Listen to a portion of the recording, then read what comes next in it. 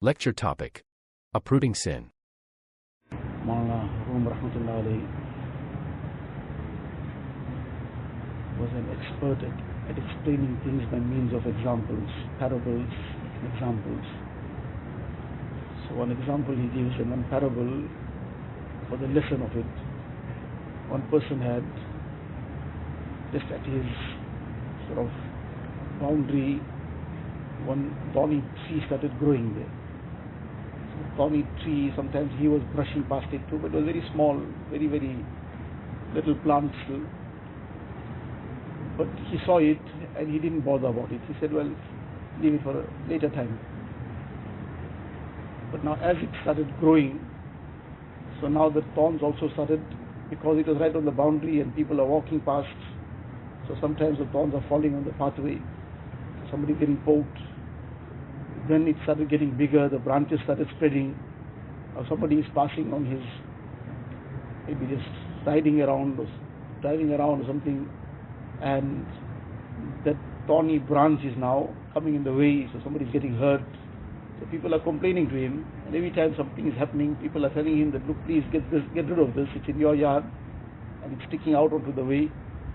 But he carried on saying tomorrow. So any cases, tomorrow continued. Now in the interim, days are passing, months are passing, years are passing, and he is getting older now. Eventually they complained to the person in charge of the town, the mayor for example, whoever it might have been, or the local authorities. So they came and gave him a notice. If this is not chopped in so many days or one day's time, it had become a big tree by this time. If it's not chopped, then you are going to be fined, and you can't pay the fine. It's going to be a very, very major fine. You'll be imprisoned. Now when he heard the word of prison, now suddenly the shock hit him. When the shock hit him, he took his axe to go and chop it down. But now that axe, he can't even hold it properly because of he's gone weak. He's gone old. He's trying to chop that tree, and nobody wants to help him around because he has been causing so much of taklif to everybody. So now the time came to take it out. He's too old, he's too weak, and it's now becoming impossible. So now the only thing that's left now, you can see the jail doors in front of him. Now the lesson in all this was that while this was very small still, there were small little thorns on it. If he just took the effort at that time, it was a little bit of effort. It was thorny obviously, he had to be careful, but a little bit of effort and he would have pulled it out with ease. One little tug and perhaps it might have come off the ground. And at that time, that little bit of effort, little bit of maybe difficulty also, slightly, but this matter would have been taken care of. But he did not attend to it at that time. This is a small plant still. Now why should I take this bother now? So it carried on getting deeper, and the roots got deeper, the plant got bigger, it became a huge tree eventually. So the lesson in all this is that bad habits are like these thorny trees.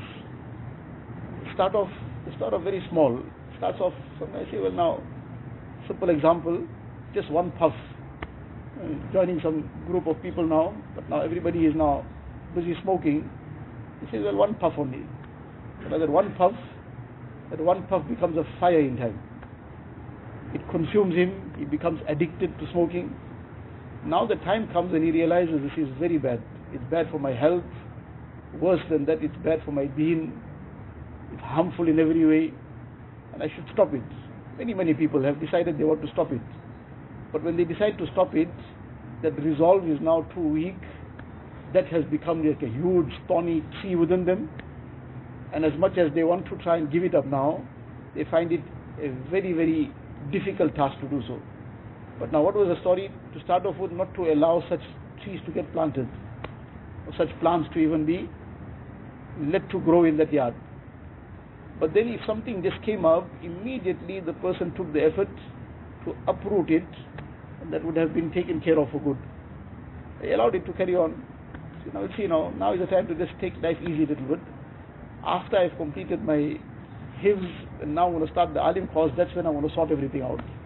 So now, because there was some procrastination, it was not done now. That becomes the system now, to postpone it for later. So now the time comes, now the person starting his Edadiya now, he says, no, Edadiya is still just the starting year now. First year is really first year. That's the time I need to sort everything out and we'll get done with it. But when it comes the first year, then it becomes the third year. Then it becomes the fifth year. Then a person is already now in the days that are ticking away. So now we're done with the formal studies, but it's still getting postponed for now. Afterwards I'm going to go 1 year in Jamaat, I'm going to do something, and then I'm going to sort everything out. People's lives pass, but nothing gets sorted out like that. The only way is that a person has to, number one, make the effort to keep cleaning out everything. Take the advice of somebody and uproot all these plants. Whatever effort it takes now, that will save us a huge amount of problems later. So the person takes that effort now and he takes that courage, undertakes whatever is required to uproot those thorny plants now, it won't become trees later. And otherwise, every day it's getting stronger, every day its roots are getting deeper. And when the time comes that a person decides to do something, it becomes very, very difficult. So never ever to procrastinate it, to delay it. We'll see tomorrow, next time, next month, Ramadan is still coming, so Ramadan will sort it out. The person who postpones some wrong, the rectification of some wrong for Ramadan, he'll carry on doing it in Ramadan. He decides Ramadan is around the corner, I need to sort it out now. Inshallah, he'll get it done. He'll get sorted out before that. But if he waits for Ramadan to come, by that time it's gone even deeper. Now there's a thought there that this should stop. But that thought is not going to help. Just as wishful thinking is not going to make a difference. It's an effort.